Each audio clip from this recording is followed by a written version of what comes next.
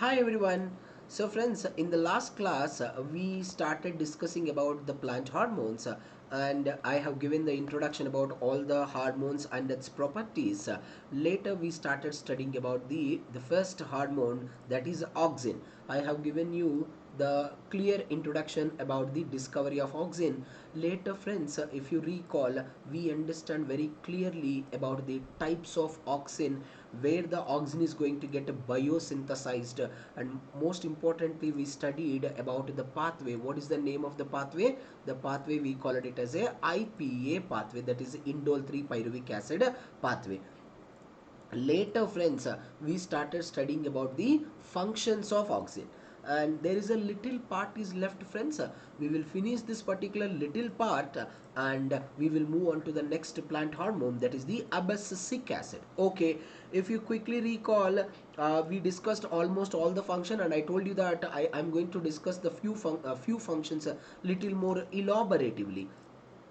We discussed that auxin stimulates the rooting, so it plays a crucial role in the lateral development, and we're gonna discuss this particular point elaboratively now with the help of a picture.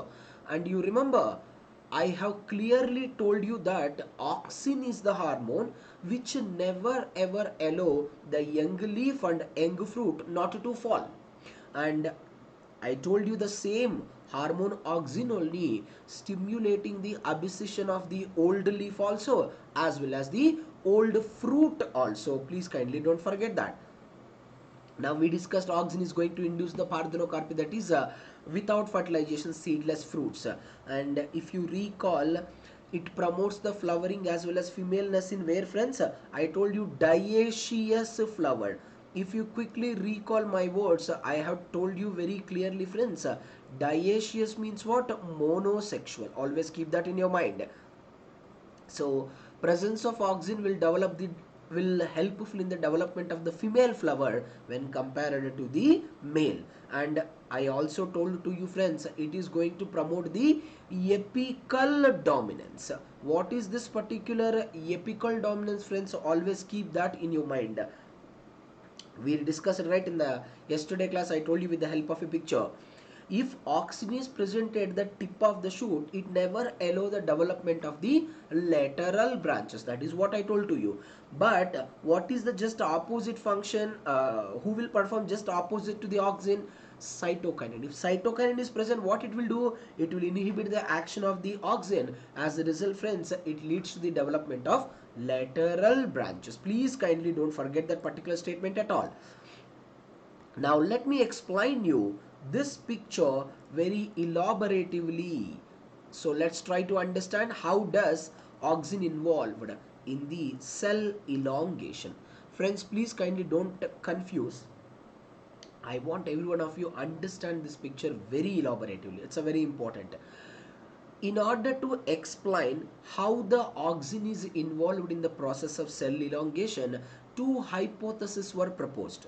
One we called friends activation hypothesis, another one we called synthesis hypothesis. I want both the hypotheses to be remembered. Listen, friends, this is what a cell wall, and friends, this is what cell membrane. Listen to me carefully. We know, right, the space between the cell wall and cell membrane, what do we call it as friends? We call it as a cell wall space. We all commonly know about it. Now let's try to understand the first hypothesis, activation hypothesis. You all remember friends, in the on the plasma membrane there are certain pumps are present. You are able to see it very clearly. What are those pumps? We called them as H plus ATPase pump. Please kindly don't forget this point. Now what this particular H plus ATPase pumps are going to do friends? See, listen, whatever the H plus ATPase pumps are present on the membrane, they are not at all active. Friends, once they become active, then only they pump the proton into the cell wall space. But since they are not active, if they want to pump the proton, they have to be active first. How they are going to be active? Auxin binding protein 1. What is this friends? ABP1. It is a receptor. It is receptor for what? Auxin. right? So what is the most naturally occurring form of oxygen? I told to all of you, IAA. When IAA come and attaches to the oxygen binding protein 1, immediately what is going to happen, friends? Oxygen activate this H plus ATPase pumps. Listen to me. The moment all the H plus ATPase pumps get activated, what happens? They are going to pump. What they are going to pump? They are going to pump all the protons. Where? They are going to pump all the protons into the cell wall space.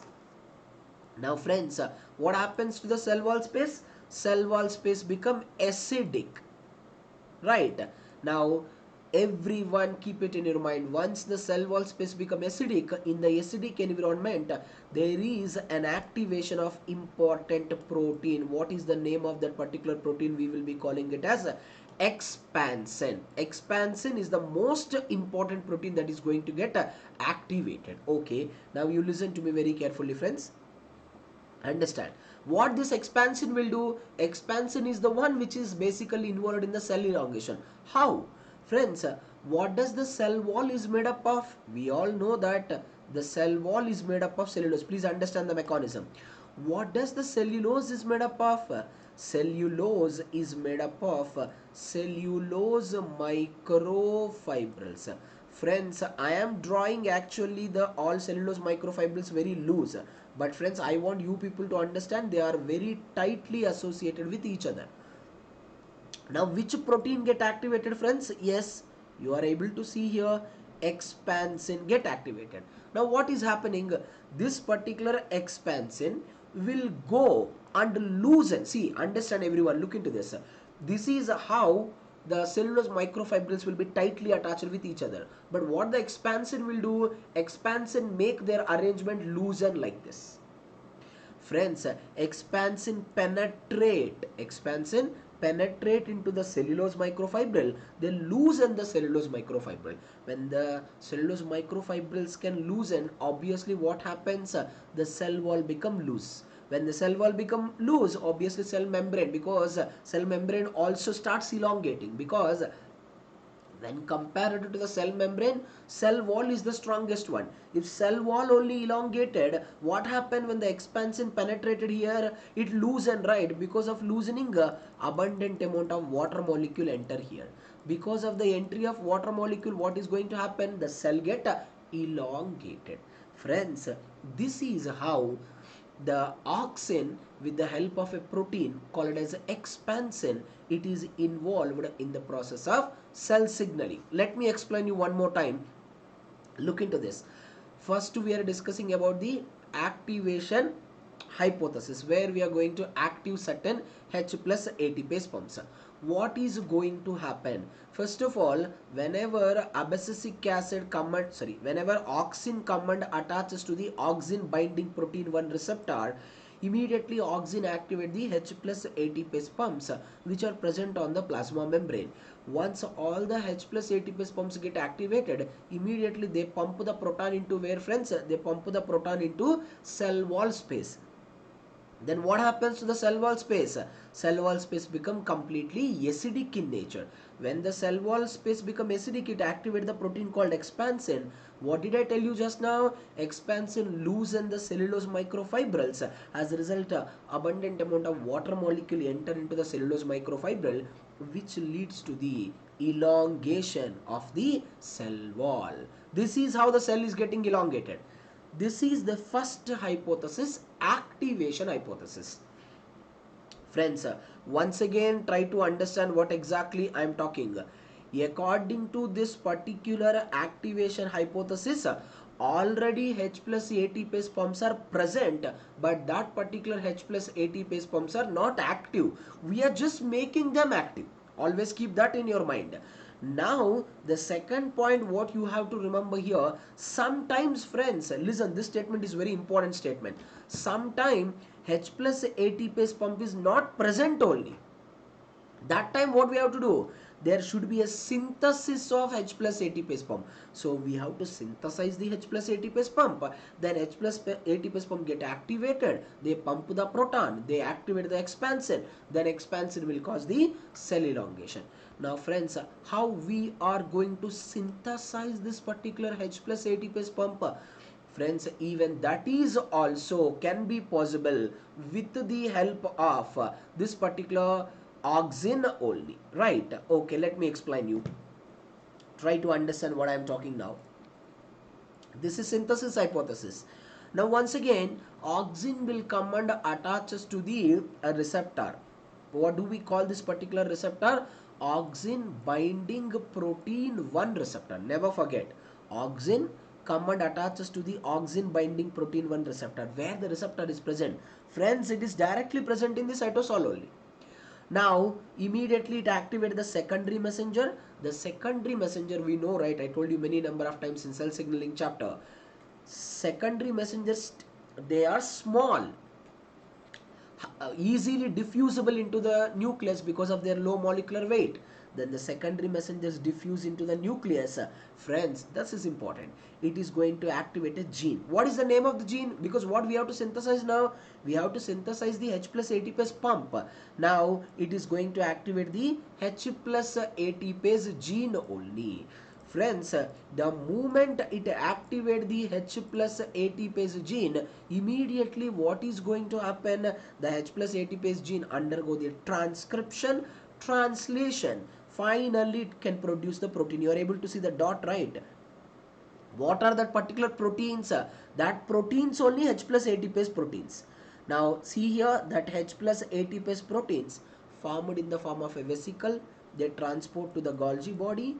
They modified in the Golgi body, and once again from the Golgi body they start fuse with the plasma membrane. They start fusing with the plasma membrane. Finally they are going to express. Finally they are going to express on the plasma membrane. After that the process is common, right? H plus ATP get activated. It will pump the proton into the space, activate the expansion. Expansion will do the cell wall elongation. That is the simple point. So friends, what do you have to understand by this picture? You have to understand that auxin is the hormone, will do two function. That is, the first function is, if H plus ATPase pump is not active, the auxin is going to activate the H plus ATPase pump. First point. Suppose if the H plus ATPase pump is not at all present, even though it is not present, that can also be controlled by this particular auxin only. It can synthesize the H plus ATPase pumps and it can activate the H plus ATPase pump. That is how, friends, auxin will involved in the process of cell elongation. Now friends, we have to read the most important topic, the most important part of the hormone auxin, that is the signaling. Why, friends? Before they never used to ask the questions from the signaling, but nowadays they are continuously raising the questions from the signaling only. Friends, you know, it is extremely easy to understand the signaling if you remember 2 points in your mind. That is, you have to understand what happens in the plant body in the presence of hormone. First point, I'll tell you, I'll make it simple. What happens in the plant body in the absence of hormone? My friends, if you really understand these 2 points, it is extremely easy. You can easily answer any kind of a question from the signaling. Let me explain you. Now friends, you only try to understand, in the presence of a hormone, of course hormone cannot show any action because it is not at all present. Then the growth cannot be growth cannot be promoted, growth will be inhibited. Only in the presence of hormone only growth can be promoted. Now you look into this. Everyone listen, understand my point. In the plant body, if the hormone auxin want to show its action, it require an important transcription factor. We call it as ARF. This is a very important transcription factor which is involved in the action of auxin. So friends, the point you people has to remember, the auxin response factor, when it will be active? That is the question. Will it be active in the presence of auxin, or will it be active in the absence of auxin? That is the question, my friends. Everyone keep it in your mind. This particular ARF always active in the presence of a hormone only. If there is a no hormone in the plant body, what happens to the ARF? Everyone listen, understand the concept. In the absence of auxin, this particular ARF, auxin response factor, get completely inhibited. My friends, how it is getting completely inhibited? How it is getting completely inhibited? Because with the help of an inhibitor. With the help of what? Inhibitor. Now ARF can get inhibited by a inhibitor called as OXAAA. Very simple point. Now what happens when this particular ARF get inhibited? The action of the hormone cannot be shown. Now you try to understand the further concept. Whenever there is a presence of auxin, everyone look into this point. Now the auxin is present. Now we are all commonly know, friends, if the auxin want to show their action, it has to come and attaches to the receptor. What is the name of the receptor by which auxin will come and attaches? Always remember, the name of the receptor is TIR1. This is the question was asked. This is the question which was asked in the exam. Auxin come and attaches to the TIR1 receptor.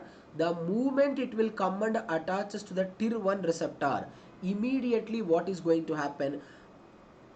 The ARF should be free from the inhibitor, otherwise ARF cannot show the action. Now auxin is present. Now ARF should be active.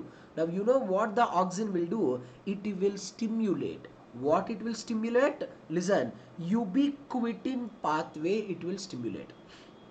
Now there is a molecule called as ubiquitin, degradative molecule. With the help of ATP, ubiquitin molecule with the help of ATP will come and associated with this particular ARF. Immediately, friends, what is going to happen?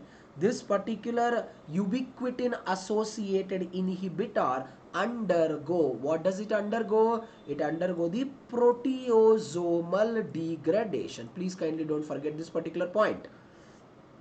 Now once again everyone try to understand. Now which is free? ARF become free because inhibitor got dissociated, right? Now friends, this is important. Now the ARF will come and associated with a specialized palindromic sequence on the DNA. What is that particular palindromic sequence? We call it as a palindromic auxin response element. You can say it's a promoter. Exactly at this particular promoter region, the ARF can come and attaches. Friends, you only look into this. ARF, when it is in the inactive form, it is only one unit. But whenever it is in the active form, it, see here, it is exhibiting in a dimeric form. Simple point. Now auxin will come and attaches to its promoter.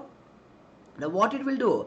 Auxin will show the growth and development in the plant body. Friends, once again a very interesting point. What is that? Once auxin show its response, auxin has to be regulated or not, because we read very clearly, friends, every single hormone. Okay, I'm sorry friends, I'm sorry. Yeah, every single hormone what we discussed, it has to be regulated compulsory. Without regulation, the response cannot be shown. Yes or no? Yes. Now once again, after the auxin show its response, once again there is a production of this particular inhibitory gene. You can ask me, sir, once again why we are producing the inhibitory genes? In order to control the level of auxin. So let me summarize you once again. In order to understand the signaling pathway, you have to understand one thing: what happens in the plant body in the presence of hormone, what happens in the plant body in the absence of hormone. I have told you very clearly, in the absence of hormone auxin, the transcription factor ARF, which is responsible for showing the action of auxin, it is get inactivated. So it is get inactivated. What happened? There is no response. But when the when auxin is present in the plant body, immediately what is going to happen? Auxin will come and attaches to its respective receptor, which we call TIR1 receptor. The moment it attaches to the TIR1 receptor, it immediately activates the ubiquitin pathway. Now ubiquitin molecule, with the help of ATP, it will come and attaches to what? Inhibitor. Now immediately inhibitor undergo proteasomal degradation by an important proteasomal complex we called 26S proteasomal complex. A very simple point. Later what is going to happen? Now the ARF become free, friends. Now the free ARF will come and attaches to what? A palindromic auxin response element on the DNA. The moment it attaches, immediately auxin will mediate the growth and development in the plant. Once auxin growth and development is over, immediately what happen? Once again there is a initiation or a synthesis of this particular inhibitory genes. Why? Because we have to regulate the level of auxin.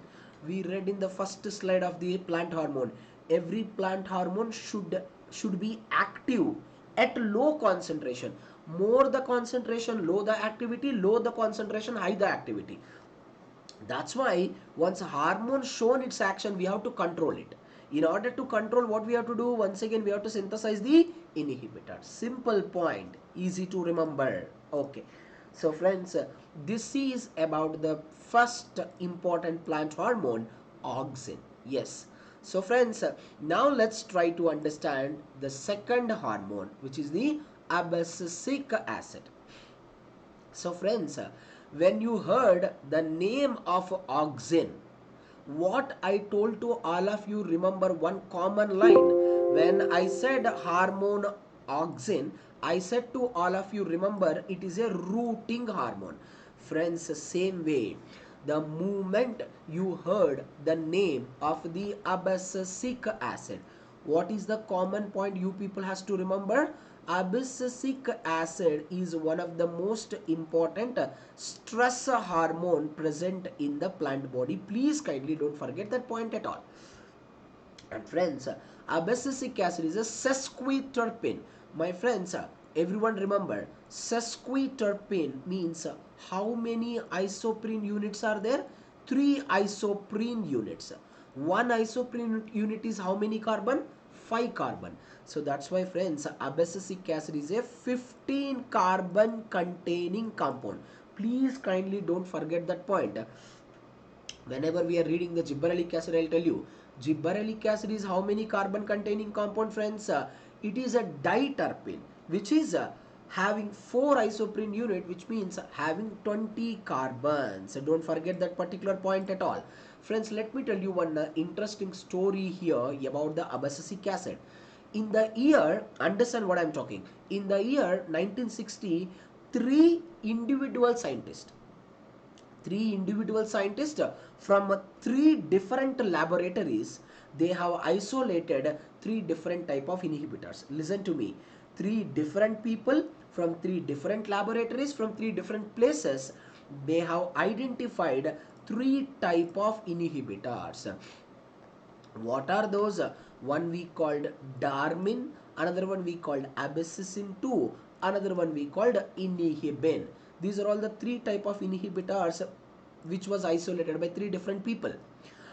After few years, surprisingly, everyone observed. What they observed? They observed that, friends, this particular 3 inhibitor, they are structurally, and my friends, very surprisingly, functionally they are similar. This is the unique point you have to remember. Originally 3 are identified from the 3 different places by 3 different people, but later we understand that 3 are structurally and functionally same. So based on these 3 names, we have given the name abscisic acid. What I said just now, what's the common point every one of you has to remember? The common point is that abscisic acid is a stress hormone. So friends, in the hormone auxin, we read very clearly where the hormone auxin is going to get biosynthesized. My friends, every one of you keep it in your mind. The simple shortcut to understand every single hormone is you have to compare. What you have to compare? You have to compare one plant hormone with the another plant hormone. When you compare with one another, it's extremely easy to read and remember every single hormone without fail. So listen, abscisic acid is primarily synthesized in the vascular tissues. Before that, listen, we call abscisic acid is a ubiquitous plant hormone. My friends, why I called it as a ubiquitous plant hormone? We used it to say bacteria are ubiquitous in nature. Why? Because bacteria present everywhere. They present in high temperature, low pH, high pH, high salinity, low salinity. Everywhere they are present. Same way, friends, abscisic acid, we are calling it as a ubiquitous. It is present in every part of the plant body, not in a greater concentration, friends, at a lower concentration. At lower concentration, the hormone abscisic acid is present in every part of the plant body. So don't confuse how the abscisic acid which is produced in the all parts of the plant body, how it is going to be transported. They can transported via xylem and phloem. Means, understand what I am talking. Whatever the abscisic acid that is synthesized in the root, they will travel to the shoot via xylem. Whatever the abscisic acid that is synthesized in the shoot, they will travel to the root via phloem. So that's why the abscisic acid can transport, the transport of abscisic acid occur in both xylem as well as the phloem. Don't forget this. Now, what is the major structure of abscisic acid? My friends, I want every one of you to read and remember this. There is a no necessity, friends. You have to remember the structure. There is a no necessity. What you have to remember is how many carbon it is. What are the different forms that you have to remember.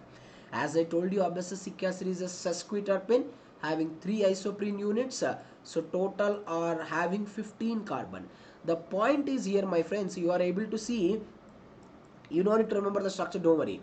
Abscisic acid can exhibit in the cis form also. Abscisic acid can exhibit in the trans form also. Friends, the point you people has to remember is that abscisic acid, which is naturally occurring in the plant body, mostly in the cis form. I want you people to remember this. Naturally occurring abscisic acid in the plant body always found in the cis form only. Just now I told you how does the abscisic acid can be transported, both xylem and phloem. Once again, you have to compare one with another. By that you can easily remember. When we are reading the auxin, I have told to you very clearly what is the name of the precursor that is involved in the biosynthesis of auxin. I have told you tryptophan. Is it or not? And you also remember what is the naturally occurring auxin in the plant body, IAA, IBA. And when compared to these two, I told to you IAA is most commonly found. Now you just compare with the abscisic acid, it will become easy to all of you. The precursor used for the abscisic acid biosynthesis is what, friends? IPP, isopentenyl pyrophosphate. My friends, how many carbon it is? That's the point I want you to remember. It's a 5 carbon containing compound. Never forget. Now, what is the name of naturally occurring abscisic acid in the plant body? Zeaxanthin. This also very important for the exam. Naturally occurring auxin is IAA. Naturally occurring abscisic acid is zeaxanthin. Okay. Hope everyone understand till this particular slide. That's all for now, friends. In the next class, we will discuss briefly and elaboratively about functions of abscisic acid. Everything we will understand, including signaling. In the next session, along with the abscisic acid, we will also start discussing the hormone ethylene also. Okay. Thank you all, friends. Thank you very much.